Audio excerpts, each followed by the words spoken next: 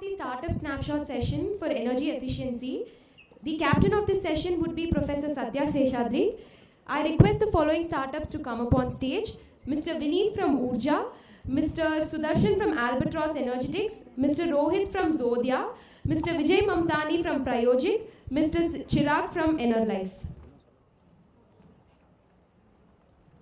I request Professor Satya Seshadri to address the gathering. Thank you. Second last session, maybe a very long day. So low efficiency, but the talk is on energy efficiency. We have nice set of people. So I just want to quickly give you a perspective on this topic of energy efficiency. You know, a lot of times we look at this as, we had many sessions that said this is a not so sexy and hard to do kind of sector. But to set a context, it's a $23 billion industry as of 2020 in India, and it's only going to grow. As you consume more, you waste more. So lots of technology, and there is really not a dearth of technology that is creating a problem, and there are examples here.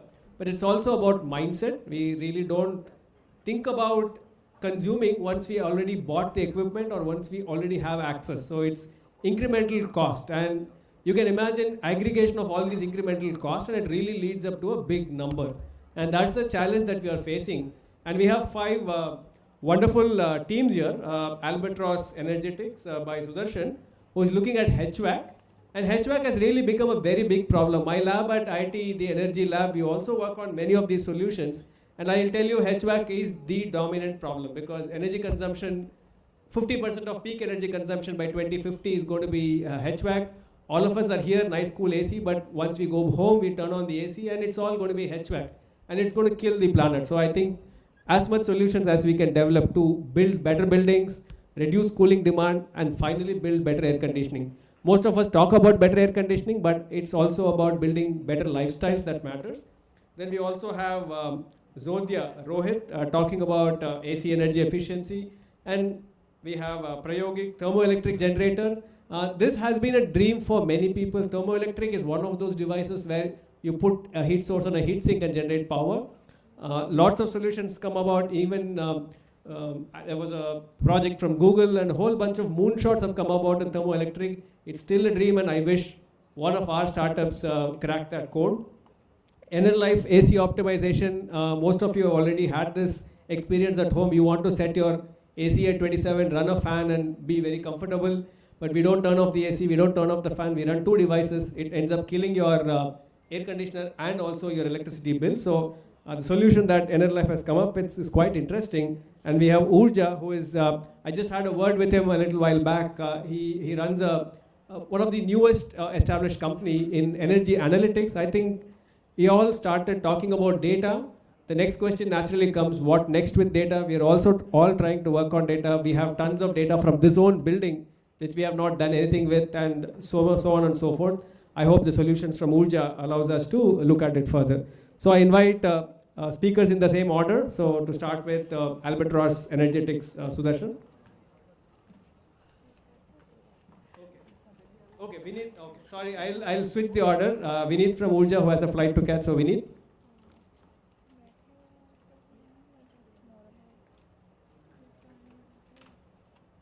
Thanks a lot. First of all, a big thanks to the entire organizing team for organizing this and accommodating all of us. Really appreciate it. So, without further ado, I think I'll just start the presentation. Good evening, all of you. I'll be quick for sure. My name is Vineet Dravid, and I'm the founder of Urja.energy. It's it's a very young company. We are barely 7 months old, and our goal is to solve complex engineering problems using digital twins. I'm assuming everybody here knows what digital twins are, but just to give you a little bit of a context, basically, when you're designing new products, one way to optimize them is using experimentation, which is quite expensive. So what you do is you simulate it on a computer, run different real-life scenarios, and all of this is run using first principles, physics-based models, which ensure you have accuracy. So that's the industry we are in, and that's what I'm doing. But the reason I started out on my own is a little bit of my background. I used to work for a company called Comsol, a Swedish company, and most of the tools that you see in this scientific computing industry are either from Europe or from America. And the world looks at us as somebody who uses these tools, not as somebody who can create these tools. So I really want to take this challenge on and prove that we can create these tools as well, because we have a great ecosystem of researchers and modelers. And there's no dearth of people who can handle these tools. But that's not all. Also because there's a big problem that is happening right now. And that problem is that if you look at how people started doing simulation in the first place, right? What happened is, like I said, when you're designing new products, people started doing digital, modeling single physics problems on a computer to speed up the whole design process, because experimentation was very expensive. And that worked very well, so they started coupling different physics together and they started multi-physics problems. And that was very successful as well. So they said, you know what, we want a full digital twin. So whatever I see in real life, I want it on a computer. And we have reached to such an extent that creating these digital twins has become very expensive. Expensive in terms of the tools you have to use, expensive in terms of the resources you need, and expensive in terms of the time you need to build these digital twins. And all along, we've forgotten that experimentation has come a long way as well. So it's much easier to get data nowadays, thanks to IoT and to digitalization. Data gathering is easy, it's more, you have more fidelity in the data. But we still treat simulations and experiments as two silos. So we perform experiments first, which can take anywhere up to a year, and then you validate it with the experiments, which really slows down the whole design cycle. And this is especially true when it comes to batteries, because batteries are not like any other kind of simulation. Because at the core, if you want to, we talk about safety of a battery, simulating thermal runaway or degradation of a pack, thermal management in a pack. All of these are governed by what happens at the cell level. And the cell is not a homogeneous material, right?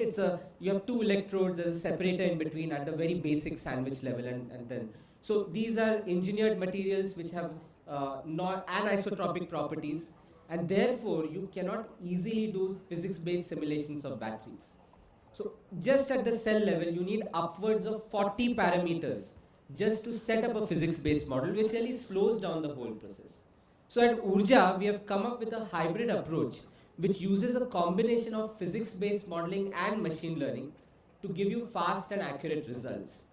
And therefore, what we do is we use something called physics-informed neural networks and hybrid modeling to combine, to use physics-based data for pre-training, use a limited amount of experimentation, a few days to a few weeks of experimentation, and give you both accurate and fast results. So we've already validated our algorithms, and we are up to 90% faster than existing tools, and we are 40% more accurate than physics-based tools. And when I say 40% more accurate, physics-based tools are 95% accurate compared to experimental data. So we are close to 98% accurate. So this is what you can do with a hybrid approach. You can mitigate the risk of thermal runaway, increase the battery life, come up with efficient fast charging strategies, and so on and so forth.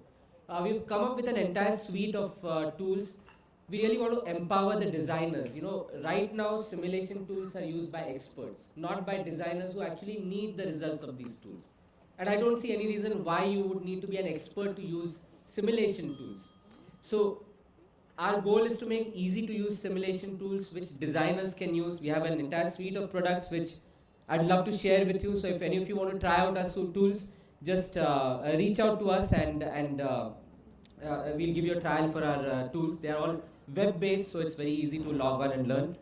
We already have some customers in the short period that we've been around.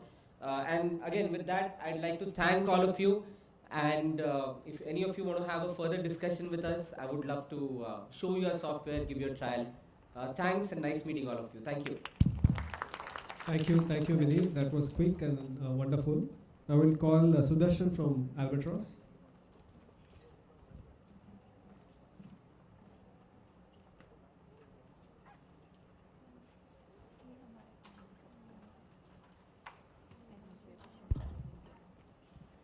Hi, I'm Sudarshan, one of the co-founders of Albatross Instincts. So firstly, I'll give a bit of intro about myself. I did BTech of BTech in Mechanical Engineering from IIT Madras, and I started my startup fresh out of college. And what we are building at Albatross Energetics is something called desiccant enhanced air conditioning system. And I'll take a minute to explain how our system differ from a conventional air conditioner. So the schematic here, it kind of simplifies the working of a normal AC, which has a compressor that consumes electricity to remove both heat and humidity from the incoming air. And we introduce a material called a desiccant, which is actually capable of removing moisture from the indoor air very efficiently. And what we are doing in effect is transferring the humidity load from the compressor onto the desiccant subsystem. And by doing that, we would actually reduce the load on the compressor, which means we would be able to reduce the size of the compressor that would be required, number one. Two, we would reduce the electricity that the compressor consumes, number two. Three, if we are going for solar or renewable power source, we would also reduce the size of the solar panel and the battery that would be required to power the system.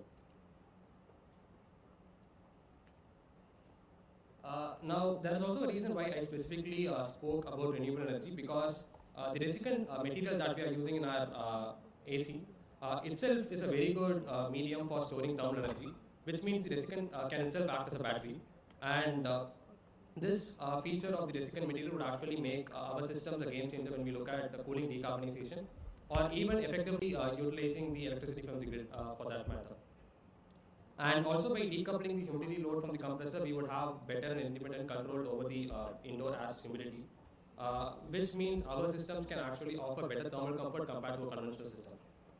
And more importantly, in a 1.5 ton lab project that we had developed, we were able to demonstrate an energy savings of more than 30% compared to existing systems. And this number could be anywhere between 30 to 50% depending on the climate in which we are putting the AC in.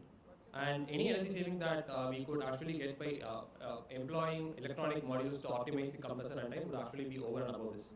And it is also possible to take the energy savings of desiccant-based system to somewhere close to 90%, which a few companies have been able to do by completely eliminating compressor and coupling the desiccant system to a water-based cooling system. Now coming to the products that we would be making, one, we would actually be selling the desiccant materials. Two, we would also be making and selling the heat and mass exchangers. So these are the place where the desiccant will actually be absorbing moisture from the indoor air. And third, we also make and sell the integration and control systems to help AC manufacturers effectively integrate our subsystems into the ACs which they will be manufacturing. And to start with, we are looking at air conditioners between cooling capacities of 5 to 20 ton. And we would be providing our subsystems and expertise on the subsystems to them through HVAC consultants and contractors. So we are actually one of the very few companies in the world that have been able to successfully develop a liquid desiccant air conditioning system into a proper product. Except for one company, all of the other companies are in the field trials or pre-field trial stage, and all of us are looking at a product launch in 2024 to 25 range.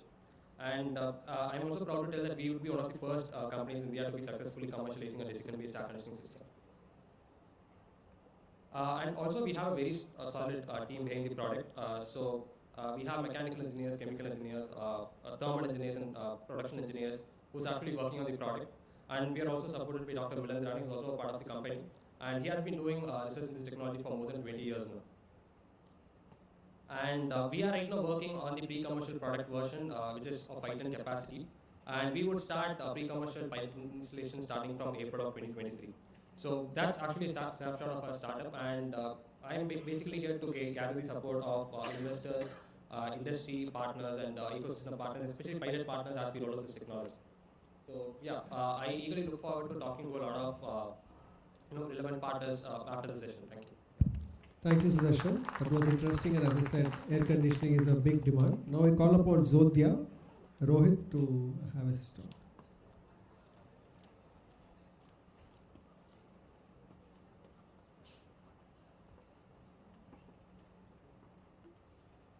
Yeah, hi all. This is Rohit from Zodhya. And yeah, a couple of things before I start. Around 6 months ago, I think I was talking to Mr. Narasimhan for the first time. So one of the things we were talking about is like the climate relevant people in India are kind of dispersed when you compare to US or Europe, right? But the way he solved is like kind of above my expectations because he has brought all of us under a single umbrella. Thanks for that. And the second thing is, I think it's been a long day, right? So kind of everyone is kind of dull or like tired, I would say. And that is something I can associate with because being a backbencher, few yards from here, I had my BTech here in IIT, but yeah, I understand like how hard it is, to sit in a single place for a long time. So what I'll do is like we'll present about our startup in a generalist perspective so that I don't bore you guys and then at least at the end of my presentation you don't end up sleeping, right?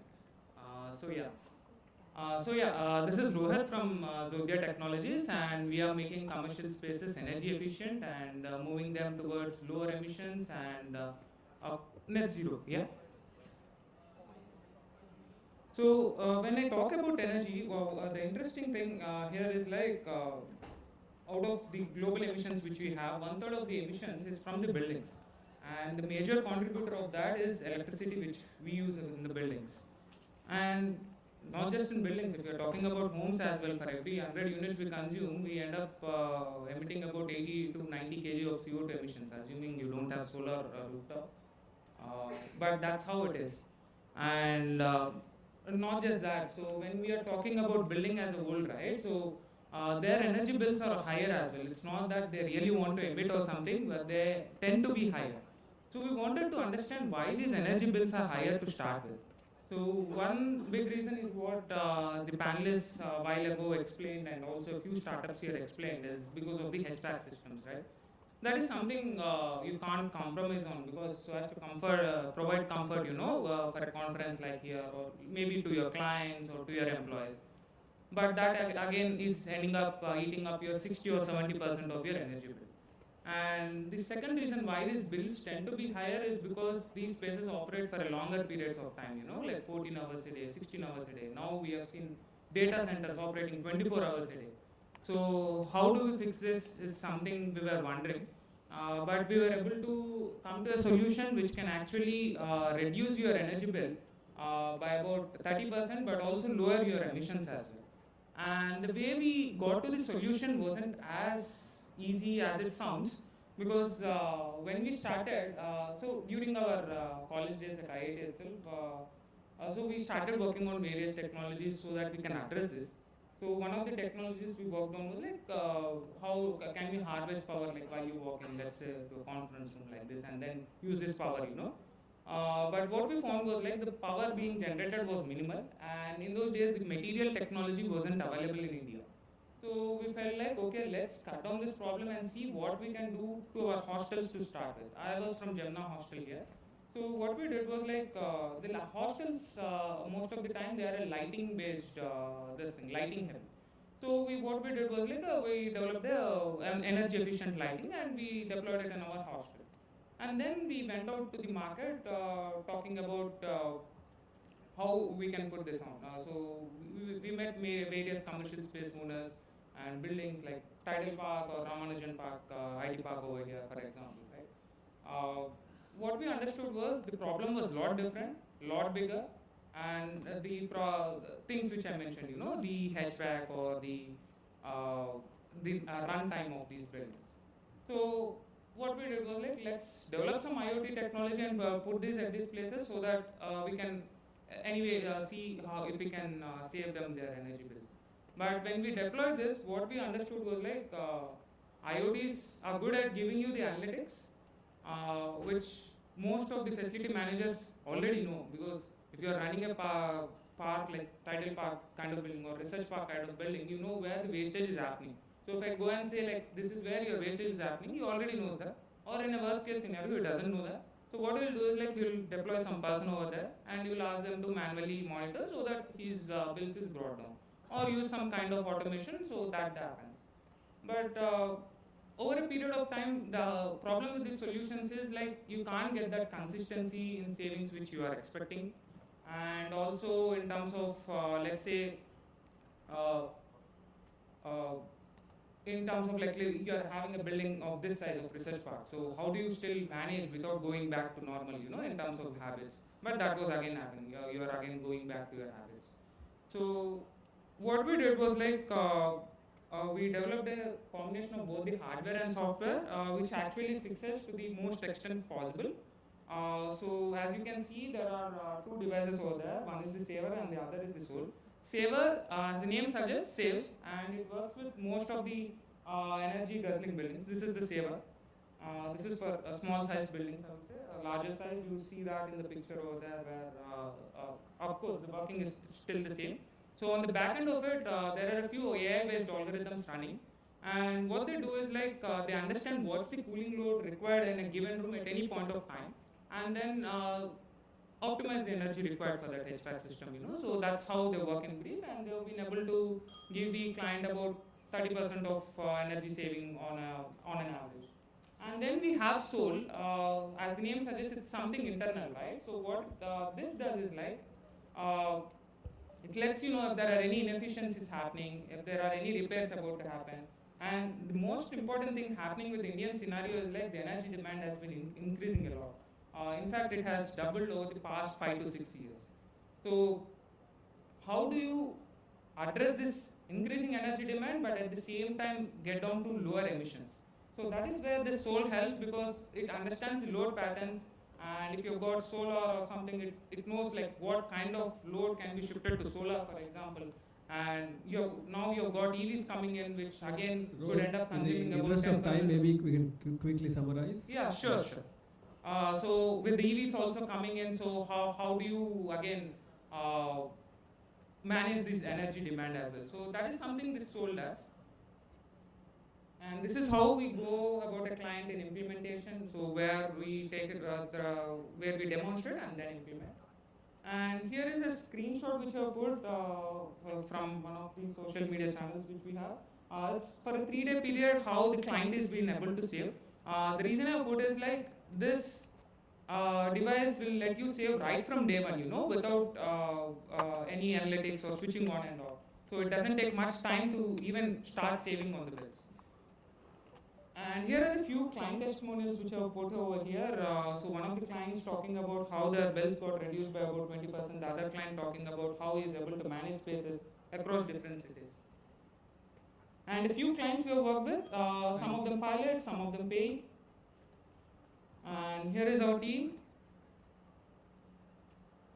Yeah, so and also we have represented Zodi on world stage on various scenarios, be it WWF or be it World Urban Forum. Great. Thank you. That's wonderful. I think these are all kind of devices that bit by bit make our systems more efficient. So thank you very much. Yeah, so just to ending note. Yeah. So thanks everyone for being here. So I'm here. So if you feel, if you know someone who can make best out of these devices, do let me know. Or if you feel in a way like you could help us scale to a greater height, do let me know, like we can connect. Definitely, and that's why this meet and greet is for. Thank you very much, Rohit. Now I'd like to call upon Prayogic thermoelectric generator, Vijay. Is not here? Okay, maybe I will skip over to Enerlif, AC optimization, Chirag.